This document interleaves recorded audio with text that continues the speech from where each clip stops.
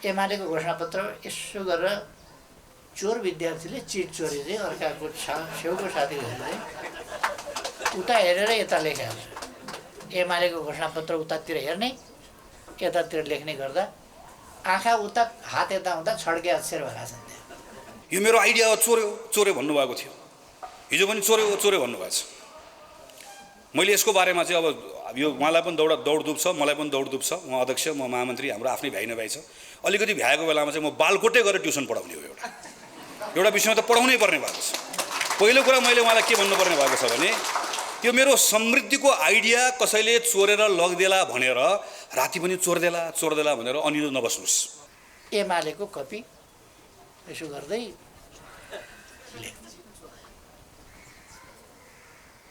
त्यही भने त्यति कुशल विद्यार्थीको चिट चोराइ छैन। त्यो चिट चोर्ने पनि अलिकति कुशलता चाहिन्छ नि, त्यो पनि कुशल छैन क्या। लद्दु विद्यार्थीले को पनि लद्दु चाहिँ चिट चोरे। नेपाली काङ्ग्रेसको घोषणापत्र तपाईँको समृद्धिमा अहङ्कारको भ्यू टावर्स, त्यो अहङ्कारको भ्यू टावरबाट हेर्दै गर्दा तल मान्छेहरू गान्टे देखिन्छ। हाम्रो समुन्नतिको आइडियामा तल भ्यू टावरबाट देखिने ती गान्टे मान्छेहरूको जीवनमा भएको दुःख छ। त्यो दुःखलाई कसरी हल गर्ने भने त्यसको समाधान छ, त्यसको खोजी छ, त्यसको प्रयत्न छ। नेपाली काङ्ग्रेसले घोषणापत्र भन्ने शीर्षक छ, बाहिर शीर्षक, भित्र गाली पुराण भन्ने अहिलेसम्म सुनिएको थिएन। भित्र चाहिँ गाली पुराण छ। यत्रो मोटो छ, हामीले अहिलेसम्म छापेर वितरण गर्ने भ्याइ नभए भएको छ।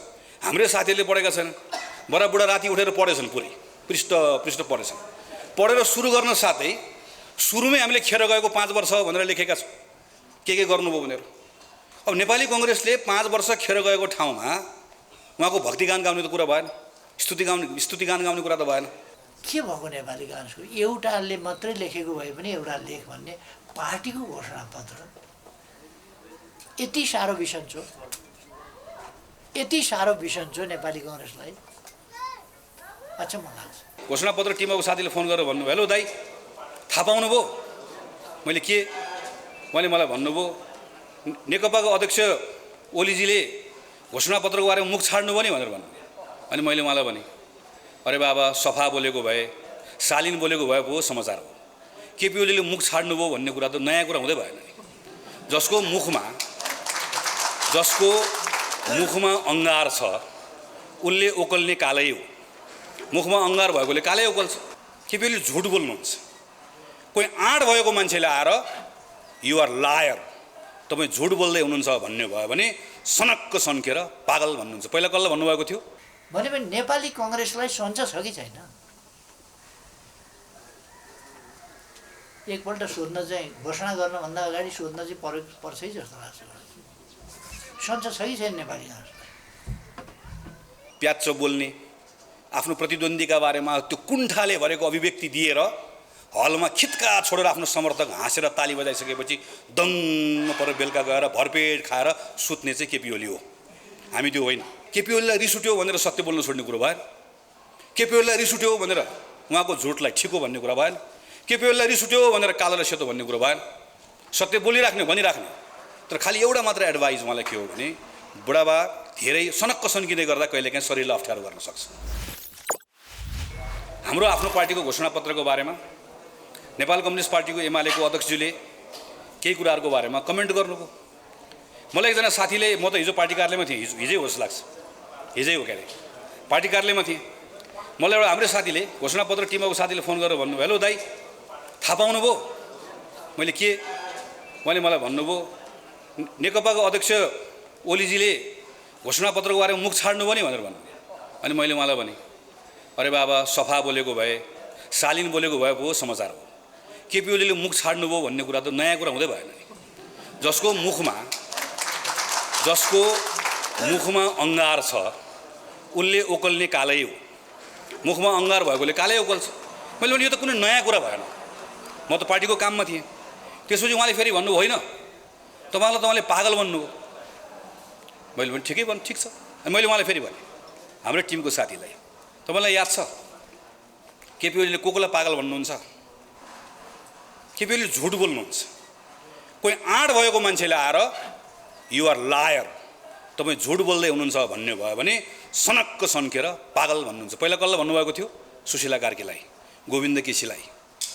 सनक्क सन्किसकेपछि उहाँको मुखबाट निस्कने कुरा भनेकै जब उहाँको झुटलाई कसैले च्यालेन्ज गर्छ, फरेबलाई कसैले च्यालेन्ज गर्छ, उहाँले सबभन्दा पहिला गाली गर्ने भनेकै पागल भनेर भन्ने हो। पहिले पनि ठिकै छ, यो पनि कुनै नौलो कुरा भएन। त्यसपछि मलाई के लाग्यो भने होइन, के कुराहरू हाम्रो कन्टेन्टको बारेमा भन्नुभएको छ कि भन्ने कुरा लाग्यो मलाई। फेरि साथीले भन्नुभयो होइन यसको जवाब त फर्काउनुपर्छ। मैले मलाई भने हेर्नुहोस्, प्याच्च बोल्ने, आफ्नो प्रतिद्वन्द्वीका बारेमा त्यो कुण्ठाले भरेको अभिव्यक्ति दिएर हलमा खित्का छोडेर आफ्नो समर्थक हाँसेर ताली बजाइसकेपछि दङ्ग पर बेलुका गएर भरपेट खाएर सुत्ने चाहिँ केपी ओली हो, हामी त्यो होइन। त्यसैले यसको यो मुखामुख गर्ने जवाब फर्काउने काम छोडिदिनुहोस्। कन्टेन्टमा केही छ भने कन्टेन्टमा चाहिँ हामीले सिक्ने कुरा पनि होला। यत्रो वर्ष अनुभव गरेर आउनुभएको, प्रधानमन्त्री भएर आउनुभएको, हामीले कति गल्ती गरेका होलाौँ, कमजोरी गरेका होलाौँ, कन्टेन्टको बारेमा उहाँले भन्नुभएको कुरा हामीले पढ्नुपर्छ, त्यसको बारेमा छलफल गर्नुपर्छ। म बेलुका आउँछु भनेर भने साथीहरूको टिमसँग बेलुका भेट्न गएँ, उहाँले बोलेको कुरा सुन्यौँ, उहाँले बोलेको कुरा तपाईँहरूले बजाउनु भएको राख्नुभएको कुराहरू लेख्यौँ, पढ्यौँ, कन्टेन्टको बारेमा केही पनि छैन। अनि मैले अनुमान लगाएँ यत्रो मोटो छ, हामीले अहिलेसम्म छापेर वितरण गर्ने भ्याइ नभए भएको छ, हाम्रै साथीहरूले पढेका छैनन्, बडाबुडा राति उठेर पढेछन्, पुरै पृष्ठ पढेछन्। पढेर सुरु गर्न साथै सुरुमै हामीले खेर गएको 5 वर्ष भनेर लेखेका छौँ के गर्नुभयो भनेर। अब नेपाली कङ्ग्रेसले 5 वर्ष खेर गएको ठाउँमा उहाँको भक्तिगान गाउने त कुरा भएन, स्तुतिगान गाउने कुरा त भएन। उहाँलाई त्यो आफ्नो प्रशंसाको एकलाप सुन्ने बानी भएको, एकपछि अर्को झुटको चाहिँ पर्दाफास गरेको कुराले सहन सक्ने कुरै भएन, सनको सन्कन हो। मेरो उहाँको मलाई यसको बारेमा के पनि छैन। उहाँलाई केपी ओलीलाई रिस उठ्यो भनेर सत्य बोल्न छोड्ने कुरो भएन, केपी ओलीलाई रिस उठ्यो भनेर उहाँको झुटलाई ठिको भन्ने कुरा भएन, केपी ओलीलाई रिस उठ्यो भनेर कालो र सेतो भन्ने कुरो भएन। सत्य बोलिराख्ने भनिराख्ने। तर खालि एउटा मात्र एडभाइस उहाँलाई के हो भने बुढाबा धेरै सनक्क सन्किँदै गर्दा कहिलेकाहीँ शरीरलाई अप्ठ्यारो गर्न सक्छ। त्यो आइरहेको छ, यो झुटको बारेमा त भनिराख्ने भयो, यो त बोलिराख्ने भयो, भनिराख्ने भयो, झुटलाई झुट त भनिराख्ने भयो। यसका बारेमा चाहिँ ख्याल गर्नु होला, शरीरको ख्याल गर्नु होला। योभन्दा मेरो धेरै भन्ने कुरा छैन।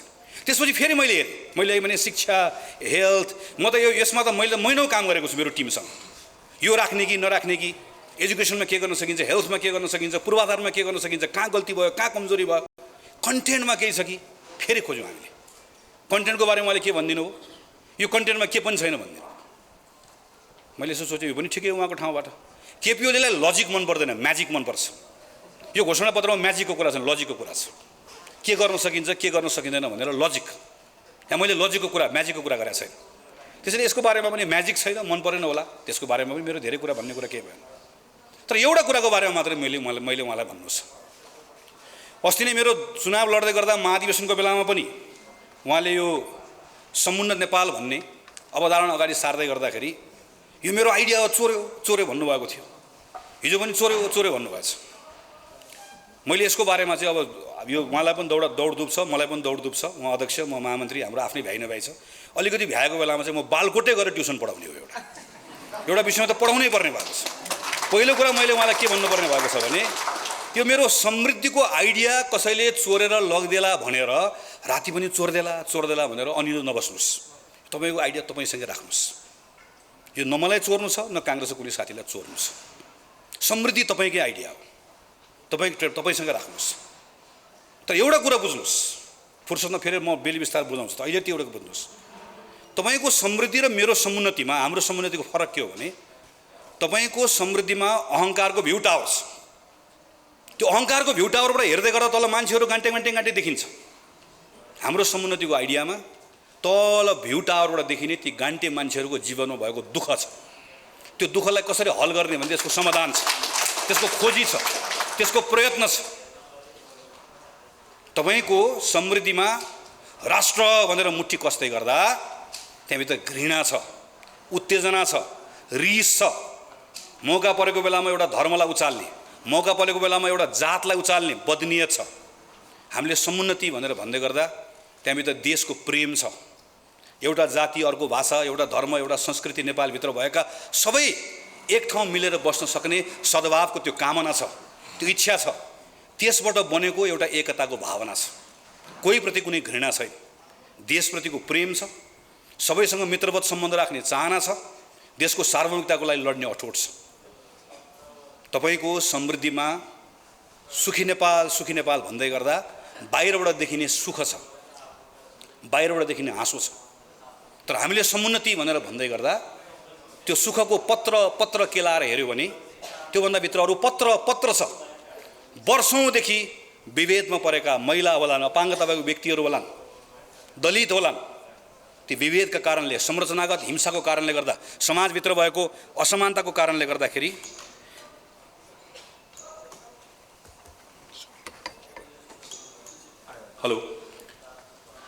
त्यसको कारणले गर्दाखेरि आएका त्यहाँभित्रका वेदना छ, समुन्नतिभित्र उनीहरूको लागि करुणा छ, समभाव छ, उनको अवस्था बदल्ने एउटा अठोट छ। तपाईको समृद्धि केपी ओलीले दिने उपहार हो। हाम्रो समुन्नति कसैले कसैलाई दिने उपहार होइन, यो साझा प्रयत्न हो। तपाईको प्रयत्न, मेरो प्रयत्न, प्रत्येक नेपालीको प्रयत्नबाट हाम्रो जीवनमा, आफ्नै जीवनकालमा परिवर्तन गर्न सकिन्छ भन्ने एउटा विश्वासको प्रतिफल। त्यसैले तपाईको समृद्धि र मेरो समुन्नतिको कहीँ भेट हुँदैन। केमिस्ट्रीको परीक्षा दिने मान्छेले फिजिक्सको कपीबाट केही पनि चोर्दैन। त्यो केमिस्ट्री पढ्नेले केमिस्ट्री नै पढ्छ।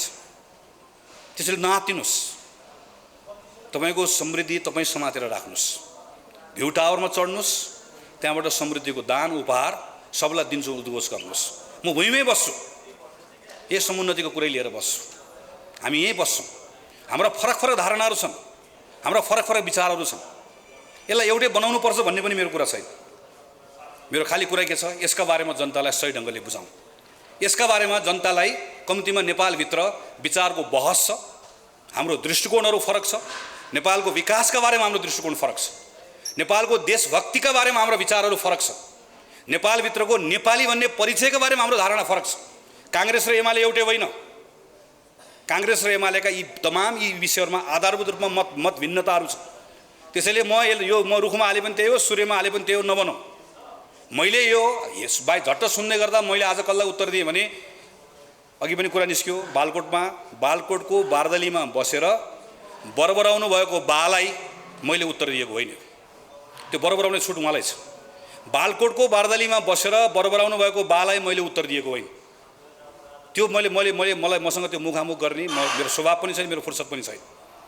मैले घोषणापत्रकै सङ्कल्प पत्रको विषयमै सही नेपाल कम्युनिस्ट पार्टी एमाले नेपालभित्र नेपाली कङ्ग्रेस आज उभिएको, आज हामीले उभ्याउन खोजेको मेरो पुस्ताको काङ्ग्रेसले फेरि एकपटक बिपी कोइरालालाई सम्झेर नेपाली कङ्ग्रेसकै विगतका केही वर्षहरूमा गरेका गल्ती कमजोरीबाट पनि सिकेर, राम्रा कुराबाट पनि सिकेर, काङ्ग्रेसको सबल पक्षलाई समातेर दुर्बल पक्षलाई त्यसलाई ताछेर काङ्ग्रेसलाई जहाँ सही ठाउँमा उभ्याउन खोजिरहेका छौँ त्यसका बारेमा उठेका प्रश्नका सन्दर्भमा मेरो चुनौती हो।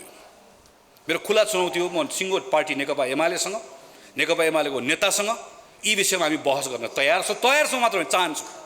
जनताले थाहा पाउनुपर्छ, हाम्रो फरक दृष्टिकोणहरू थाहा पाउनुपर्छ। यो कुरा पनि म पार्टीको साथीलाई आग्रह गर्न चाहन्छु। यो विषय पनि तपाईँहरूले चुनावको बेलामा जनताको बिचमा लिएर जाने हो। मेरो अन्तिममा तपाईँहरूलाई आग्रह छ, म एउटा सन्दर्भ चलेकोले मैले भने, अब यसका बारेमा समय खेर नफाल्नुहोस्। कसले हाम्रो पार्टीको घोषणापत्रको बारेमा के भन्यो, के गर्यो, सन्दर्भ चल्यो, मैले उठाएँ कुरा छोडिदिनुहोस्।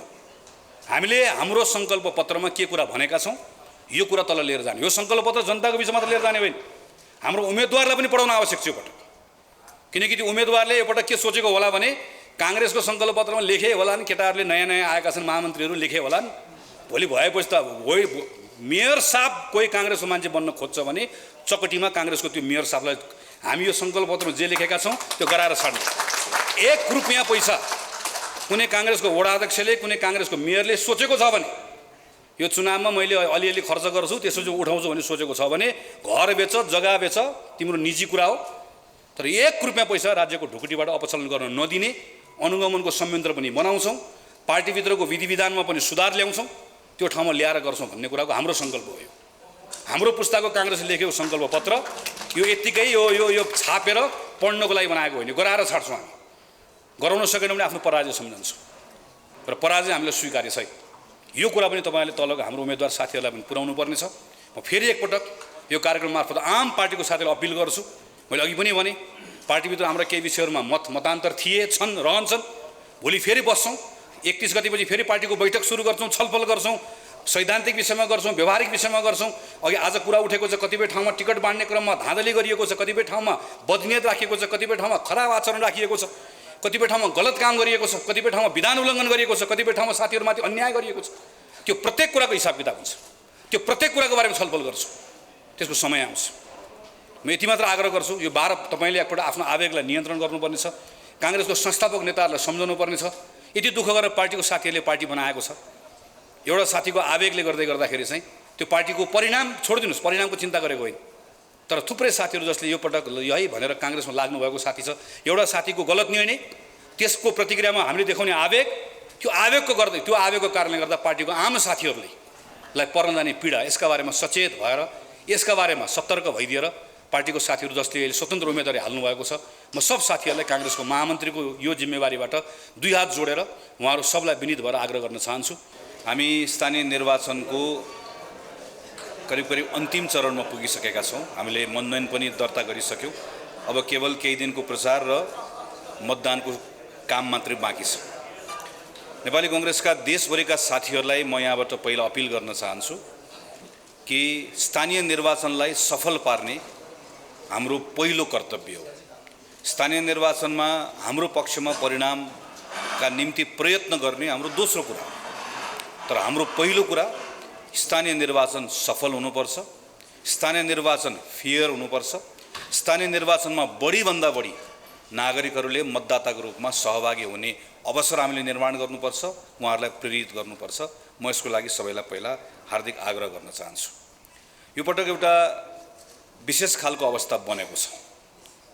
केही समय अगाडि नेपाली काङ्ग्रेसले केही दलहरूसँग गठबन्धन गरेर सरकार बनाएको छ सङ्घमा, प्रदेशमा, र गठबन्धनमा रहेका दलहरूको बिचमा तालमेल गरेर हामीहरू कैयन ठाउँमा स्थानीय चुनावमा संयुक्त रूपमा प्रतिस्पर्धा गर्दैछौँ। यो ठिक हो कि होइन भन्ने बारेमा हाम्रो पार्टीभित्र एक प्रकारले भन्ने हो भने फरक मतहरू मात्र रहेको होइन, हाम्रो बिचमा एउटा ठुलो भिन्नता पनि रह्यो, अहिले पनि छ। यसका बारेमा सङ्घर्ष पनि भयो, त्यो सङ्घर्ष छ, भोलिको दिनमा पनि हुन्छ। तर राजनीतिक दल भनेकै कहिलेकाहीँ आफ्नो मतलाई दलको मत बनाउने कोसिस गर्ने हो। दलको मत बन्न सकेन भने पनि आफ्नो मतलाई दलको मत बनाउने कोसिस गरिरहन्छु भन्ने अठोट गरेर दलले गरेको निर्णयलाई स्वीकार गर्ने हो। यसै गरिकन पार्टीहरूको निर्णय गर्ने प्रक्रियाबाट पार्टीहरू अगाडि बढिरहेका हुन्छन्। नेपाली काङ्ग्रेस पार्टीको इतिहासमा हामीले हेऱ्यौँ भने 2007 सालको आन्दोलन अगाडिबाट आन्दोलन कहिले सुरु गर्ने, सशस्त्र सङ्घर्ष गर्ने कि नगर्ने, 7 साल पछाडि नेपाली काङ्ग्रेस सरकारमा जाने कि नजाने, 15 सालको त्यो संविधानलाई मान्ने कि नमान्ने, 17 सालपछि तत्काल सशस्त्र सङ्घर्ष गर्ने कि नगर्ने, नेपाल फर्कने कि नेपालमा बसेर सङ्घर्ष गर्ने कि नेपाल बाहिर बसेर सङ्घर्ष गर्ने, नेपालभित्र आइसके पछाडि पनि सशस्त्र गर्ने कि नगर्ने, नेपालमा कम्युनिस्ट पार्टीहरूसँग मिलेर संयुक्त आन्दोलन गर्ने कि नगर्ने। पछिल्लो समयमा हेर्ने हो भने माओवादीसँग मिलेर 12 बजे समझदारी गरेर संयुक्त आन्दोलन गर्ने कि नगर्ने भन्ने जस्ता विभिन्न अवस्था र विभिन्न चरणमा काङ्ग्रेसभित्र फरक मतहरू रहे। अहिले पनि तालमेल गरेर जाने कुरा नेपाली काङ्ग्रेसका लागि, नेपालको लोकतन्त्रको लागि हितकर हुन्छ कि हुँदैन भन्ने बारेमा हाम्रो आफ्ना मतहरू रहे, अहिले पनि छन्। तर पार्टीभित्र लामो छलफल गरेर एउटा निर्णय गर्यो कि यो पटकको निर्वाचनमा स्थानीय कमिटीहरूलाई हामी निर्णय गर्ने जिम्मा दिन्छौँ, तपाईँहरूले तालमेल गर्न आवश्यक छ, अवस्था छ गर्नुहोस्, छैन नगर्नुहोस् भनेर हामीले भन्यौँ। केही महानगरहरू बाहेक बाँकी रहेका सबै निर्णयहरू स्थानीय कमिटीहरूले गर्नुभएको छ। कहीँ भएको छ, कहीँ भएको छैन। कतिपय ठाउँमा पार्टीको निर्णय केही ठाउँमा उल्लङ्घन पनि भएको छ। तर पार्टीको निर्णयलाई आधार मानेर हामीले आफ्नो कामहरूलाई अगाडि बढाएका छौँ। पार्टीको यस्तो खालको निर्णय गर्दै गर्दा स्वाभाविक रूपमा ठुलो पार्टी, पुरानो पार्टी, स्थानीय निर्वाचन धेरै वर्षपछि पहिलो पटक भयो। हामी लामो समय पछाडि फेरि दोस्रो पटक स्थानीय निर्वाचन गर्ने क्रमभन्दा अगाडि 20औं वर्ष ग्याप भएको थियो। थुप्रै साथीहरू आकाङ्क्षी हुनुहुन्छ। हामी मात्रै निर्वाचनमा प्रतिस्पर्धा गर्दै गर्दा त अप्ठ्यारो थियो भने अरू दलसँग तालमेल गरेर प्रतिस्पर्धा गर्दै गर्दा कैयन ठाउँमा अप्ठ्यारो भएका छन्। कैयन आकाङ्क्षी साथीहरू, डिजर्भिङ साथीहरू 4-5 वर्षदेखि म स्थानीय तहमा गएर म मतदानमा जान्छु, म निर्वाचन पार्टीको तर्फबाट फेस गर्छु, म निर्वाचित भएर आउँछु, काम गर्छु भन्ने एउटा सङ्कल्प बोकेर बस्नुभएको साथीहरू उम्मेदवारीबाट वञ्चित हुने अवस्था बनेको छ। कतिपय ठाउँमा यो खालको नमिठो अनुभवहरू भएका छन्, यी हामी नजिकबाट हेरिरहेका छौँ। यति मात्र होइन, कैयन ठाउँहरूमा हामीले विधानमा भएको एउटा व्यवस्थाको पहिलोपटक अभ्यास गर्दै गर्दा त्रुटि र कमजोरीहरू पनि भएका छन्। हामीले यो पटक नेपाली काङ्ग्रेसको विधानमा एउटा नयाँ व्यवस्था गऱ्यौँ। संहितामा गइसकेपछि यो व्यवस्था पो ठिक हुन्छ कि भन्ने ठान्यौँ। हामीले वडाको निर्णय गर्न 165 निर्वाचन क्षेत्रीय समितिलाई अधिकार दियौँ। गाउँपालिकाको निर्णय गर्न जिल्ला समितिलाई दियौँ। नगरपालिकाको निर्णय गर्ने प्रदेश समितिलाई दियौँ। महानगरको निर्णय गर्ने केन्द्रीय समितिमा राख्यौँ। प्रदेश कमिटी भन्ने पहिलोपटक बनेको छ। कतिपय ठाउँमा क्षेत्रीय कमिटी बनेको छ, जिल्ला समितिसँग समन्वय भएको छैन। यो विधानको नयाँ अभ्यास गर्ने क्रममा पनि हामीबाट कैयन त्रुटिहरू भएको, कमजोरीहरू भएको कुरा हामी सबैले महसुस गरिरहेका छौँ। हामीले सिक्ने कुराहरू धेरै छन्। कतिपय ठाउँमा नियत पनि खराब राखिएको छ। अधिवेशनको लगत्तै पछाडि प्रतिशोध साध्ने हिसाबले, म यो त्यो भन्दिनँ, जसलाई जहाँ सक्यो त्यसलाई प्रतिशोध साध्ने हिसाबले व्यवहार गरेको पनि पाइएको छ। कतिपय ठाउँमा अन्य खराब आचरणका कारणले गर्दा पनि कैयन निर्णयहरू गलत भएका छन् भन्ने सूचनाहरू हामीहरूले पाएका छौँ। यी सबै विषयका बारेमा हामी व्यवस्था गरेर बसेका छैनौँ। यी विषयहरूमा हाम्रो ध्यान आकर्षित मात्र भएको होइन। म नेपाली काङ्ग्रेसको एउटा जिम्मेवार अधिकारीको ठाउँबाट म पार्टीका तमाम साथीहरूलाई जनसम्पर्क समितिको यो कार्यक्रमबाट आश्वस्त पार्न चाहन्छु। हामी निर्वाचनको क्रममा छौँ, केही दिन निर्वाचनमा होमिएका छौँ। यो युद्ध जस्तो हो। यो बेलामा हामीसँग धेरै बहस गर्ने समय उपलब्ध छैन, छुट पनि छैन। हामी यो बेलामा हाम्रो पार्टीलाई जिताउन चाहन्छौँ, पार्टीको निर्णयलाई कार्यान्वयन गर्न चाहन्छौँ। तर यस पछाडि फेरि छलफल हुन्छ, फेरि बहस हुन्छ। यो विषय मुल्तवीमा राखिन्न, एउटा विषयमा छलफल हुन्छ। तालमेलको विषयमा छलफल हुन्छ, सैद्धान्तिक विषयमा छलफल हुन्छ। प्रदेशलाई, जिल्लालाई, गाउँलाई यसरी निर्णय गर्न दिएको कुरा उचित भयो कि भएन, विधानको व्यवस्थाको बारेमा छलफल हुन्छ, नियतका बारेमा छलफल हुन्छ। कैयन ठाउँहरूमा अहिले हामी कहाँ निवेदन आएका छन् कि प्रदेश कमिटीले समयमा निर्णय नगर्दै गर्दाखेरि भएका अप्ठ्याराका बारेमा आएका छन्। कैयन ठाउँमा जिल्ला कार्य समितिले क्षेत्रीय कार्य समितिको अधिकारलाई बाट उल्लङ्घन गरेर जिल्ला कार्य समितिले आफैले वडाको टिकट बाँडिदिएका कतिपय उजुरी आएका छन्। ती प्रत्येक उजुरीका बारेमा हामी अहिले त्यसलाई सङ्कलन गरिरहेका छौँ। हामी कतिपय ठाउँमा हामीले चिठी पनि काटेका छौँ। हामी एउटा विषयलाई पनि यत्तिकै छाड्दैनौँ। निर्वाचन पछाडि हामीलाई बडो समय लाग्ला। एउटा उजुरीका बारेमा बस्छौँ, अनुसन्धान गर्छौँ, छानबिन गर्छौँ र त्यहाँ दोषी देखिएकोले उसको दोषको, त्यसको दण्डको भागीदार हामी बनाउँछौँ। त्यसैले म आज पार्टीको साथीहरूलाई यही मञ्चबाट आह्वान गर्न चाहन्छु। पार्टीभित्र मैले पनि भोगेर आएको छु, कैयन पटक भोगेर आएको छु। नेपाल विद्यार्थी सङ्घमा काम गर्दा भोगेर आएको छु। कैयन पटक जिम्मेवारी पाऊँ भन्दै गर्दा नपाएर भोगेर आएको छु। पार्टीभित्र कैयन पटक जिम्मेवारी खोज्दै गर्दा नपाएर भोगेर आएको छु। मैले त अझ धेरै कुरा पाएको। म जस्तो अरू मेरोभन्दा अरू उदाहरणहरू कैयन साथीहरूले जिम्मेवारी पाउँ भन्दै गर्दा नपाएको अवस्था छ। उम्मेदवार बन्न चाहँदै गर्दा उम्मेदवारबाट वञ्चित भएको अवस्था छ। तर एउटा संसदीय राजनीतिमा अभ्यास गर्दै गरेको पार्टीको कार्यकर्ता भइसके पछाडि एउटा कुरा पनि हामीले मान्नुपर्छ कि जब पार्टी एउटा निर्णय गरेर चुनावमा होमिन्छ, त्योभन्दा अगाडिसम्म आफ्ना मतभेदहरू हुन्छन्। चुनाव पछाडि फेरि ती मतभेदहरू हुन्छन्। तर चुनावमा होमिसके पछाडि भने पार्टीको निर्णयलाई सबैले मान्नुपर्छ, सम्मान गर्नुपर्छ। म देशभरिका पार्टीका साथीहरू जसले अहिले पार्टीको निर्णयभन्दा बाहिर गएर स्वतन्त्र ढङ्गले उम्मेदवारी दिनुभएको छ, म तमाम साथीहरूलाई विनीत भएर काङ्ग्रेसको महामन्त्रीको रूपमा अनुरोध गर्न चाहन्छु। हामीसँग 2 दिन अरू समय बाँकी छ। म तपाईँहरू सबैलाई अनुरोध गर्न चाहन्छु, यो पार्टीमा हामीहरू पनि छौँ। तपाईँहरूमाथि भएको एउटा अन्यायको हिसाब किताब हुन्छ।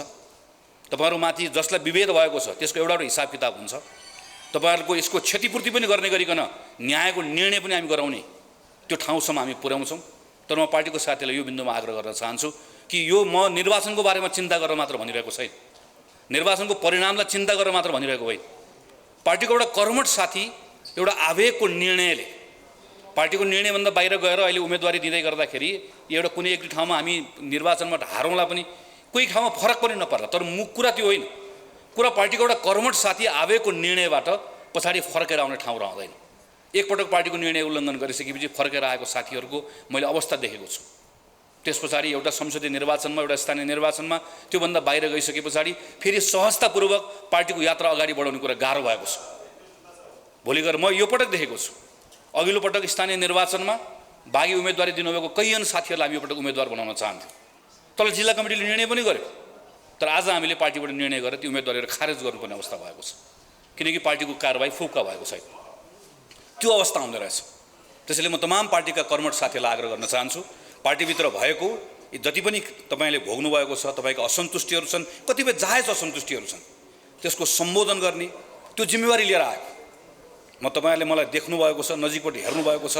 मैले मेरो आफ्नो विचार पार्टीभित्र राख्दै गर्दाखेरि मेरो विचार पार्टीको विचार बनाउन नसक्दाखेरिको अवस्थामा पार्टीको निर्णयलाई मानेर पार्टीको निर्णय कार्यान्वयन गराउने काम गरेर म अहिले हिँडिरहेको छु। किनकि म एउटा पार्टीको कार्यकर्ता, कैयन बेलामा मेरो निर्णय फेरि पार्टीको निर्णय भएको छ। कुनै बेला नेपाली कांग्रेस पार्टीले गणतन्त्र मान्नुपर्छ भन्दै गर्दाखेरि मेरो मत पार्टीको मत भयो। अस्ति भर्खर पार्टी केपी ओलीले संसद विघटन गर्नु भएपछि संसद विघटनका विरुद्ध स्वयं पार्टी सभापतिको त्यो बेलाको मत संसद पुनर्स्थापना गर्नु हुँदैन, चुनावमा जानुपर्छ भन्ने थियो। अघि साथीहरूले प्रसङ्ग उठाउनु, तपाईँहरूकै कार्यक्रममा हामी पहिलो वक्ता भएर गएको, पहिलो कार्यक्रम गरेको, हामीले सडकमा गएर मत राख्यौँ होइन, पुनर्स्थापना गर्नुपर्छ भने त्यो मत पछि पार्टीको मत भयो। कहिले आफ्नो मत पार्टीको मत बन्छ, कहिले आफ्नो मत पार्टीको मत बन्दैन। आफ्नो कुरा राख्ने हो, सङ्घर्ष गर्दै जाने। यो विषयको सन्दर्भमा पार्टीका तमाम साथीहरूले फेरि एकचोटि म आग्रह गर्न चाहन्छु। जनसम्पर्क समितिका सभापतिहरू यहाँ आउनुहुन्छ, मेरो तपाईँलाई अनुरोध छ, तपाईँहरूको अत्यन्त ठुलो पार्टी सङ्गठनमा भूमिका छ, अजयजीले चर्चा गर्नुभयो र स्थानीय चुनावमा अझ बढी तपाईँहरूको भूमिका छ। तपाईँहरूले साथीहरूलाई सम्झाउने कुराहरूका सन्दर्भमा अझ तपाईँहरूको बढी भूमिका रहन्छ। त्यसैले म जो साथीहरू अहिले यहाँ काठमाडौँमा हुनुहुन्छ, आफ्नो जिल्ला, आफ्नो वडा, आफ्नो पालिकाका साथीहरूलाई जहाँ सम्झाइदिनु पर्ने छ, यो 2 दिनको समय तपाईँहरूले त्यसमा ध्यान दिइदिनु म आग्रह गर्न चाहन्छु। र त्यस पछाडि लगत्तै पछाडि अब काठमाडौँमा साथीहरू यहाँ देखिनु नपरोस्, भेटिनु नपरोस्, तपाईँलाई आफ्नो पालिका, आफ्नो वडा, म त्यो भन्न पनि आज आएको। जति पनि साथीहरू यहाँ हुनुहुन्छ, कर्मथलो काठमाडौँ छ, तर मतदाता तपाईँहरू बाहिरको हुनुहुन्छ। तपाईँहरूको सङ्गठनमा पकड त्यहाँ पनि छ, दुवैतिर हुनु, वास्तवमा भने दुवैतिर हुनुहुन्छ। यहाँको साथीहरूले सकेसम्म नगइदियोस् भन्ने चाहन्छ, अलि दिन बढी बस्दै हुन्थ्यो, यहाँ पनि 2-5 भोट बढ्थ्यो भन्ने चाहन्छन्। हामीलाई त्यो लाग्छ, हामी काठमाडौँको मानिसलाई। तर गाउँको साथीहरूले तपाईँहरूलाई खोजिराख्नु भएको छ, त्यसैले तपाईँहरू त्यहाँ गइदिनुपर्छ। म यो तपाईँहरूलाई पनि यसमा पनि आग्रह गर्न चाहन्छु। मैले अघि चर्चा गरेँ स्थानीय निर्वाचनको जुन खालको अवस्था छ, यो अवस्था चित्त बुझ्दो अवस्था छैन। यो बेलामा हामी हेर्नुहोस् त, आज 12-13 कति गते, आज 14 गते भइसक्यो। 30 गते मतदान गर्नुपर्ने, कुन उम्मेदवारको मत के छ, कुन उम्मेदवारको धारणा के छ, कुन उम्मेदवारको विचार के छ भन्नुपर्ने ठाउँमा आज यहाँ तालमेल भयो, आज यहाँ गठबन्धन भयो, आज यहाँ भत्कियो, आज यहाँ मिल्यो, जताततै हाम्रा समाचार पनि त्यही छन्, हाम्रो विषय पनि त्यही छन्। फेरि हाम्रो मात्र छैन, हामीलाई गठबन्धन गर्यो भनेर हामीलाई धारे हात लाएर गाली गर्नेले क्विन्टल भन्ने फेरि पाउ छटा खोजेर हिँडेको छ। एउटा रङको छ, एकातिर मिलेको छ, अर्को रङसँग अर्कोतिर मिलेको छ। त्यहाँ हेऱ्यो भनेदेखि पनि परिवार दलदेखि विप्लवसम्म, सिके राउतदेखि चाहिँ उहाँ कोही छोडेको छैन, भ्याएसम्म। अझ म देखेको छु ठाउँमा आज पनि छलफल चलिरहेको थियो, त्यो गठबन्धनको बैठक बाहिरपट्टि ढुकेर बसेको हुन्छ एमालेको स्थानीय नेता, कहाँनिर कुरा बिग्रिन्छ भनेर। अनि कुरा बिग्रियो कि हामीसँग जाउँ न, दिन्छौँ नि, उसले 5 दियो 6 दिन्छौँ नि, उसले 7 दियो 8 दिन्छौँ नि, उसले उपमेयर दियो मेयरै दिन्छौँ नि, ढुकेर बसेको। यहाँ चाहिँ ठुलो नेता फेरि हात लाएर गठबन्धन भन्नुहुन्छ। जिल्लामा साथीहरूको बेहाल छ। म यो पक्ष त्यो पक्ष भन्दिनँ, यो कुनै पनि मेरो ठाउँबाट हेर्दै गर्दा स्थानीय निर्वाचन यस्तो हुनुपर्ने नै भयो। स्थानीय निर्वाचन हामी आफ्नो दल, आफ्नो चुनाव चिन्ह लिएर लड्नुपर्ने, कसैले पनि नगर्नुपर्ने अवस्था हुने। तर यो भनिरहँदै गर्दा के कुरा बिर्सन हुन्न भने यो अवस्थाको निर्माण कसरी भयो। 2079 सालको चुनाव यसरी हुनुपर्ने हो होइन। 2079 सालको स्थानीय निर्वाचन, प्रदेशको निर्वाचन, सङ्घको निर्वाचन योभन्दा फरक सन्दर्भमा हुनुपर्ने। यो निर्वाचनमा हामी 5 वर्षको स्थानीय चुनावमाबाट हामीले गरेका बाचाहरूको समीक्षा गरेर हाम्रा पालिका सञ्चालन गर्ने सरकारहरूको कार्यक्षमता कस्तो रह्यो त्यसको मूल्याङ्कन गरेर हामी योभन्दा अगाडिको 5 वर्ष कसरी चलाउँछौँ भनेर छलफल गर्नुपर्ने हो। तर यो अवस्था किन आयो? यो 5 वर्ष 2074 साल 5 वर्ष अगाडि 2074 सालको वैशाखमा भएको स्थानीय निर्वाचनबाट नेकपा एमाले नेपालको सबैभन्दा ठुलो दल स्थानीय चुनावबाट बन्यो। प्रदेशको चुनाव र सङ्घको चुनावमा गएर त दुईटा पार्टी मिलेर त्यसपछि पार्टी एकता भइसके पछाडि नेपालमा एउटा यस्तो अवस्था आयो जतिखेर सङ्घमा करिब 2/3 नेपाल कम्युनिस्ट पार्टीको सरकार, प्रदेशमा 6वटा प्रदेशमा सरकार, 400 भन्दा बढी तहमा नेपाल कम्युनिस्ट पार्टी एमाले र माओवादी मिलेर पार्टी बनिसकेपछि दुईटा पार्टीको स्थानीय सरकार भएको अवस्था रह्यो। आज 2079 मा वैशाखको इलेक्सन, मङ्सिरमा हुने इलेक्सन सिङ्गो नेपाल कम्युनिस्ट पार्टीले गर्नुपर्ने हो। आज प्रधानमन्त्री ओलीले वा प्रधानमन्त्री प्रचण्डले वा प्रधानमन्त्री माधव नेपालले वा प्रधानमन्त्री झलनाथ खनालले हामीलाई उहाँहरूको कुरा बुझ्यो। तर कुनै न कुनै नेपाल कम्युनिस्ट पार्टीको नेता प्रधानमन्त्री भएर अहिले यो सरकार चलाएर त्यसले निर्वाचन गरिरहेको हुनुपर्थ्यो। अहिले Nepal communist party versus Nepali कांग्रेसको बिचमा सबै ठाउँमा चुनाव भइरहेको हुनुपर्थ्यो। त्यो अवस्था कसले बिगार्यो? यो 5 वर्ष के भयो? यो 5 वर्षको हिसाब किताब कसले गर्ने कि नगर्ने, यो 5 वर्षको लेखाजोखा गर्ने कि नगर्ने। 74 सालको निर्वाचनको बेलामा स्थानीय निर्वाचन पछाडि एउटा कम्युनिस्ट पार्टी बनाएर 5 वर्षको लागि जिम्मा दिनुहोस्, 5 वर्षभित्र म देशलाई यो ठाउँबाट एक्सबाट वाईमा पुर्याउँछु, त्यस पछाडि फेरि तपाईँहरूसँग मत माग्न आउँला भनेको दल वा दलको नेतालाई कसैले प्रश्न सोध्नुपर्ने कि नपर्ने। यसको लेखाजोखा केही पनि छोडिदिनुहोस्, घोषणापत्र यो त्यो चुनाव उम्मेदवार छोडिदिनुहोस्। निर्वाचनबाट आएको मतादेश जनादेश जे भनौँ त्यसका बारेमा कसैले प्रश्न नगर्ने हो, छलफल नगर्ने हो, बहस नगर्ने हो। त्यो प्रश्नको घेराभन्दा पर माथि हुने हो भने आवधिक निर्वाचनको अर्थ के हुन्छ त्यसो भए? त्यसो 2079 को यो निर्वाचनमा 2079 सालको यो निर्वाचनमा नेपाली कांग्रेस एउटा कुरा भनेर आउँछ, अर्को दलले अर्को कुरा भनेर आउँछ, तर हामीले जे भन्यौँ जे गऱ्यौँ जे जिम्मा लिएर गयौँ त्यो जिम्मा लिएर गएको कुरा पुरा गर्ने वा नगर्ने कुराको अर्थ केही पनि हुँदैन भने त्यसपछि निर्वाचनको अर्थ के हुन्छ त? त्यसकारणले गर्दा नेपाली कांग्रेस पार्टीको तर्फबाट हामी के भनिरहेका छौँ, यो बेलामा कुनै पनि एउटा मतदाताले कुनै दल वा उम्मेदवार वा चिन्ह रोज्दै गर्दा एउटा दलको इतिहास, दलको विचार, दलको नेता, दलको आन्दोलन, दलको पोजिसन यो हेर्नु पनि पर्छ, हेरिन्छ पनि। तर त्योभन्दा पनि महत्त्वपूर्ण कुरा योभन्दा पछिल्लो निर्वाचनमा कुन सन्दर्भमा निर्वाचन भयो, कसले के जिम्मा पायो, त्यो जिम्मा पुरा गरे कि गरेन भनेर हेर्नै पर्छ। त्यसैले हामीले हाम्रो सङ्कल्प पत्र प्रतिबद्धता पत्रमा हामीले सङ्कल्प पत्रमा जनताको बिचमा भन्यौँ, आवधिक निर्वाचनमा दलले कुनै गरेको कामको लेखाजोखा गर्ने हो। 2079 सालमा जिम्मा पाएको नेपाल कम्युनिस्ट पार्टीले सरकार चलाउने जिम्मा पाएको, सरकार चलाउने जिम्मा मात्र होइन 5 वर्षको नेपालको सबैभन्दा अनुकूलता पाएको। खेर गयो 5 वर्ष, यो 5 वर्ष खेर गएकोमा कसले माफी माग्ने? यो 5 वर्ष सिङ्गो नेपाल देशको खेर गयो, नेपाली जनताको खेर गयो। यत्रो ठुलो आन्दोलन निर्वाचन पछाडि यस्तो स्थिरता र अनुकूलताको 5 वर्षको लाभ के कांग्रेस, के एमाले, के माओवादी, के ओली, के देउबा, के प्रचण्ड, के माधव नेपाल, के झलनाथ खनाल सबको परिवारले, सब नेपालीले प्राप्त गर्नुपर्ने हो। तर खेर गयो, सबको खेर गयो। म एमालेको मात्र माओवादीको मात्र भन्दिनँ, कांग्रेसको मात्र होइन, हामी सबैको खेर गयो। जिम्मा कसले लिने हो? मैले लिने हो? म नेपाली कांग्रेसको सांसद गगन थापाले लिने हो कि कसले लिने हो त जिम्मा? नेपाली कांग्रेस पार्टीले त गएको चुनावमा त प्रतिपक्षमा बस्ने जिम्मा पाएको। हामीले पाएको जिम्मा भनेको त प्रश्न गर, आलोचना गर, खबरदारी गर, संसदमा जाऊ, सडकमा जाऊ, प्रतिरोध गरेर जिम्मा पाएको हो नि। 5 वर्षको जिम्मा पाएको एउटा पार्टी जसले आफूले पाएको जिम्मा पुरा गर्न सकेन, जसले आफूले एउटा बस चलाएर एउटा पोइन्टबाट अर्को पोइन्टमा पुर्याउनु पर्ने ठाउँमा त्यो बस स्टपमा पुर्याएपछि देखिस् यसरी ल्याएँ, फेरि जिम्मा देऊ, अर्को ठाउँमा पुर्याउँछु भन्नुपर्ने ठाउँमा आफूले चलाएको बसलाई भिरबाट खसालिदिएको छ। भिरबाट खसालिदिइसके पछाडि आधा तल खसेर डिलमा, काहीँ डिलमा समातेका छन्, कोही बुट्टामा समातेका छन्, हामी यहाँ छौँ भनेर कराएका छन्। अनि डिलबाट खसाल्ने छाती ठोकेको छ, ल हेर बहादुरी, हेर यसरी खसाले भन्छ। फेरि जिम्मा दिने, फेरि जिम्मा दिएपछि के गर्ने हो त? फेरि खसाल्ने। पहिलोपल्ट अस्ति खसालेको जिम्मा कसले लिने हो? अस्ति खसालेको बारेमा उत्तर कसले दिने हो? खेर गएको 5 वर्षको बारेमा जवाफ कसले दिने हो? यो प्रश्न हामीले उठाउने पर्छ। नेपाली कांग्रेस पार्टीले 2048 सालमा यस्तो जिम्मा लिएर गएको थियो, बहुमत पाएको थियो, भिरबाट बस खसाल्यो। म पनि सम्झन्छु, केटी थिएँ, चुनावमा भोट माग्न जाँदै गर्दाखेरि अप्ठ्यारो लाग्थ्यो। म त्यो बेलामा उद्घोषण गर्थेँ, उम्मेदवारलाई चिनाउँथेँ, उम्मेदवारलाई चिनाउँदै गर्दा के भनेर मत माग्ने, के भनेर मत माग्ने अप्ठ्यारो लाग्थ्यो मलाई। त्यसैले म भाषण नगरेर उद्घोषण गर्न सजिलो मान्थेँ। अब फलाना आउँदै हुनुहुन्छ भने गयो, बोल्दा त भोट माग्नु पर्यो, के भनेर माग्ने? 48 मा बहुमत पाएको छ, आफै दलभित्र झगडा गरेर 36 र 74 भएर पार्टी फुटाएर बिजोग बनाएको छ।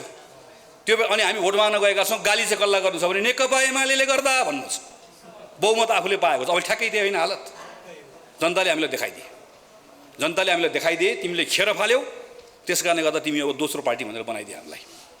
56 सालमा एमाले र माले त्यस्तै भयो, जनताले फेरि देखाइदिए। 64 सालमा माओवादीले सबभन्दा ठुलो दल भएर गयो, त्यत्रो संविधान सभा चलाउन पाएको थियो, लार्जेस्ट पार्टी थियो। 3 टुक्रा भयो, वैद्यको माओवादी, बाबुरामको माओवादी, उसको माओवादी, यसको भयो, विप्लवको माओवादी भयो। 70 सालमा देखाइदियो जनताले। जनताले निर्वाचनमा त्यो ताकत प्रयोग गर्ने हो। दलसँग जनता डराउने होइन, जनतासँग दल डराउनुपर्छ, नेता मतदातासँग डराउनुपर्छ, त्यो अवस्था बनाउने हो। त्यही कुरा हामीले हाम्रो सङ्कल्प पत्रमा राख्यौँ। तर यति मात्र होइन, हामीले भन्यौँ अबको 5 वर्ष हामीलाई जिम्मा दिनुहोस्, हामी जिउँदैछौँ, 5 वर्ष हामीलाई जिम्मा दिनुहोस्, हामी जिउँदै रहन्छौँ। 5 वर्षपछि जिम्मा लिएर जाँदै गर्दा यो 5 वर्ष चलाउन सकेनौँ भने, जिम्मा लिएको पुरा गर्न सकेनौँ भने फेरि हामीलाई धुलोमा झार्नै पर्छ, फेरि हामीलाई भुइँमा पछार्नै पर्छ। हामीलाई भुइँमा पछार्यो भने त्यो बेलामा हामीले के भन्न पाउनुहुन्न फेरि भने 15 सालमा बिपी कोइरालाले गर्नुभएको सम्झाउनुहोस् न, भोट हाल्नुहोस् होइन। 79 मा जिम्मा लिएकोले 79 मा के गर्यो, 80 मा के गर्यो भने बताउनु पर्यो। जिम्मा लिने 79 मा, गफ गर्ने 15 सालको, 7 सालमा हाम्रा नेताहरूले क्रान्ति गरेर आउनुभएको, त्यो गफ गर्न पाइएन। अहिलेको जिम्मा लिएको भन्नु पर्यो। त्यसैले 5 वर्ष हामीलाई जिम्मा दिनुहोस् भन्ने अपिल लिएर जनताको बिचमा आएका छौँ। स्थानीय सरकार 5 वर्ष चलायौँ, हामीले कहीँ चलायौँ, हामी कहीँ प्रतिपक्ष भएर बस्यौँ।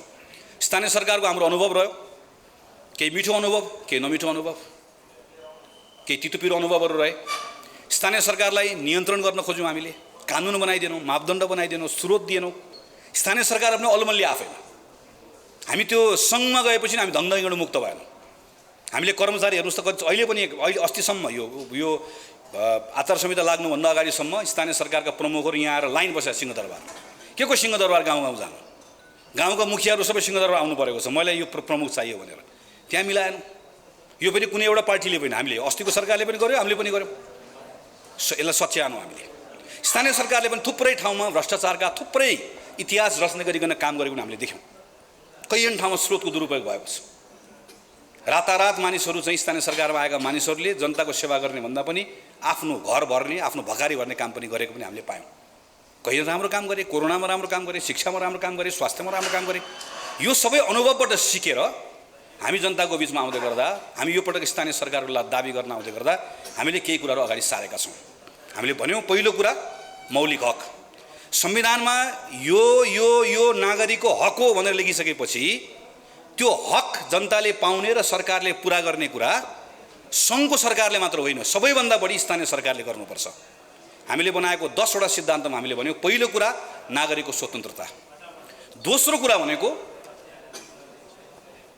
स्थानीय सरकारको सन्दर्भमा उठेको सबभन्दा महत्त्वपूर्ण विषय भनेको स्थानीय सरकारको असल शासन, जवाफदेहिता, पारदर्शिता।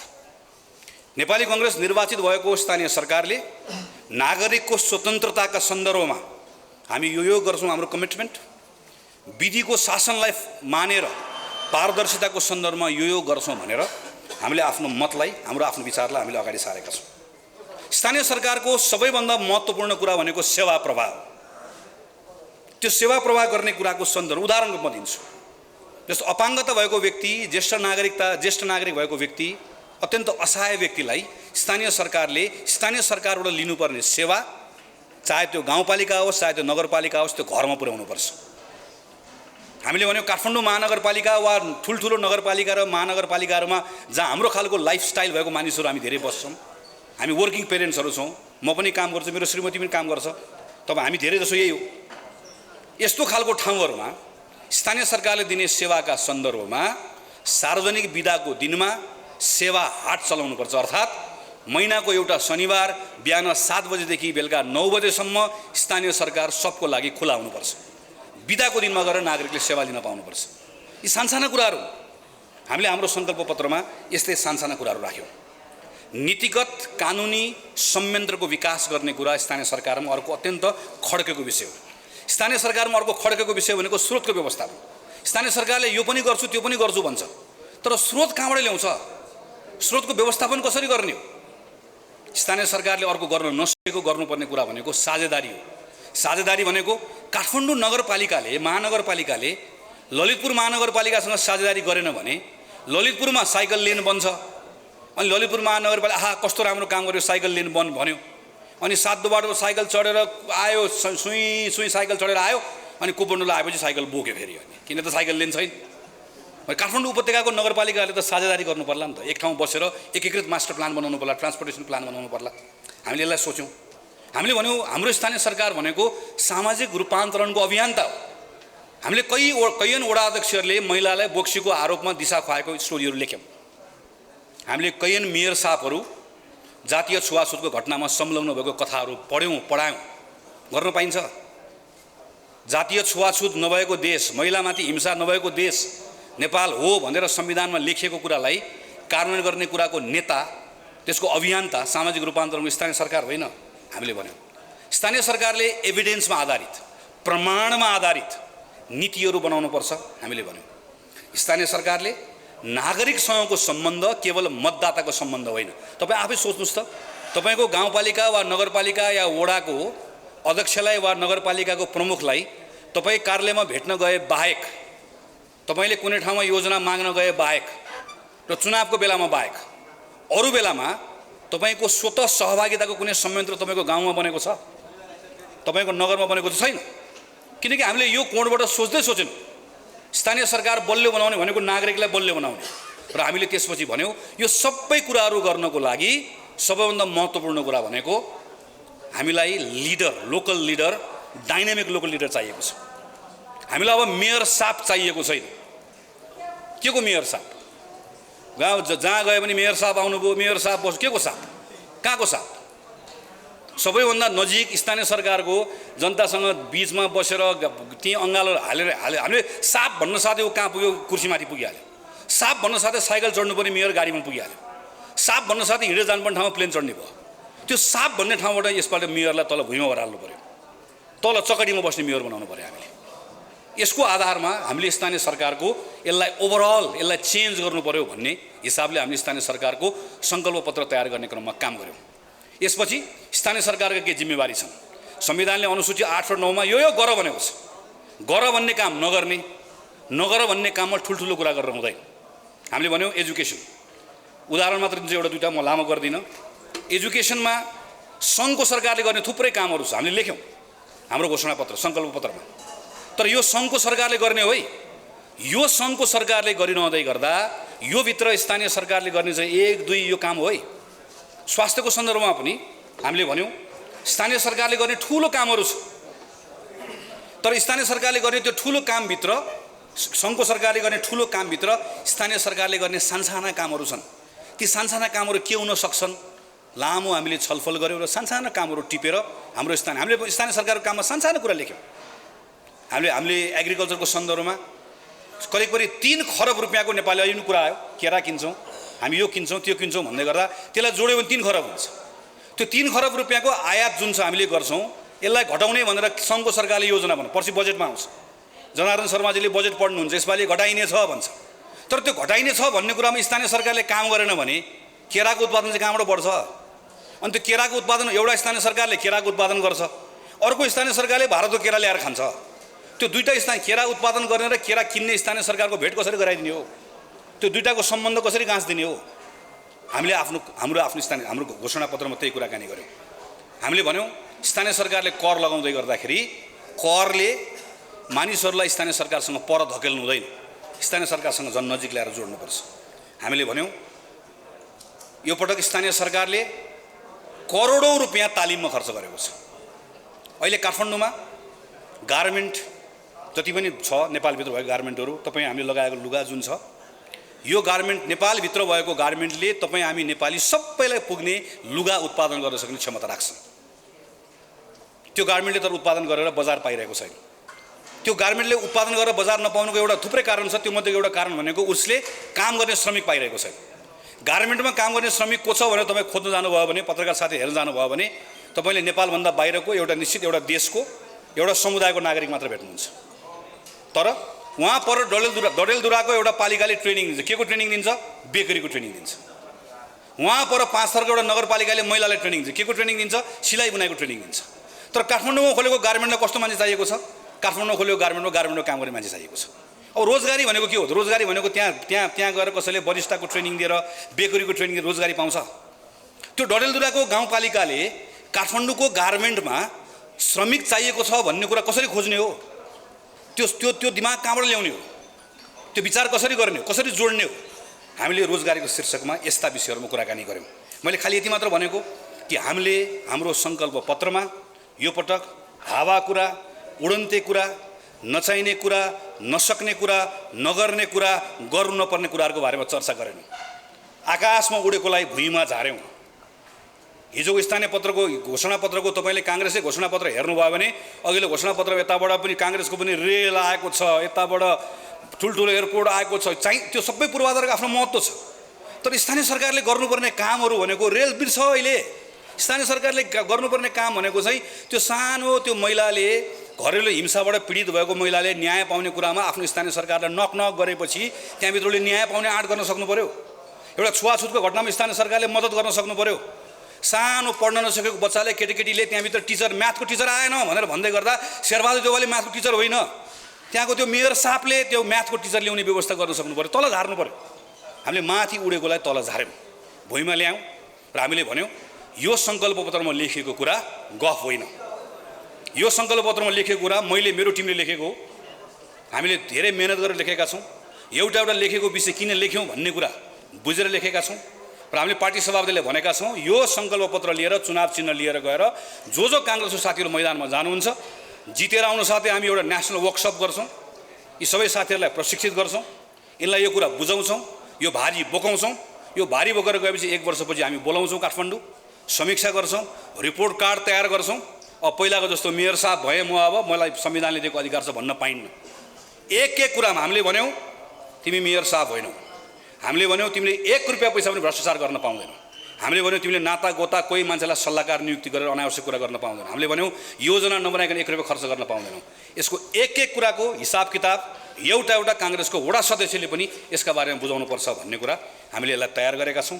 म पार्टीको साथीहरूलाई आग्रह गर्न चाहन्छु, हामीले माफी मागेका छौँ हाम्रो प्रतिबद्धता पत्रमा। हामीले अघिल्लो पटक बोलेका थुप्रै कुराहरू पुरा गर्न सकेनौँ, कहीँ हाम्रा कमजोरी रहे, कहीँ हामीले गर्न नसक्ने कुराहरू भन्यौँ। हामीले सिकेका छौँ, हामीले हिजो जानेर नजानेर गरेका गल्तीहरू नदोहोऱ्याउने प्रतिबद्धता व्यक्त गरेका छौँ र हामीले जनतालाई आश्वस्त गरेका छौँ, कसम खाएका छौँ कि हामी गल्ती दोहोऱ्याउन दिन्नौँ भनेर। यो कुरा तपाईँहरूले लिएर गाउँ जानुपर्नेछ, तलको साथीहरूलाई बताउनु पर्नेछ।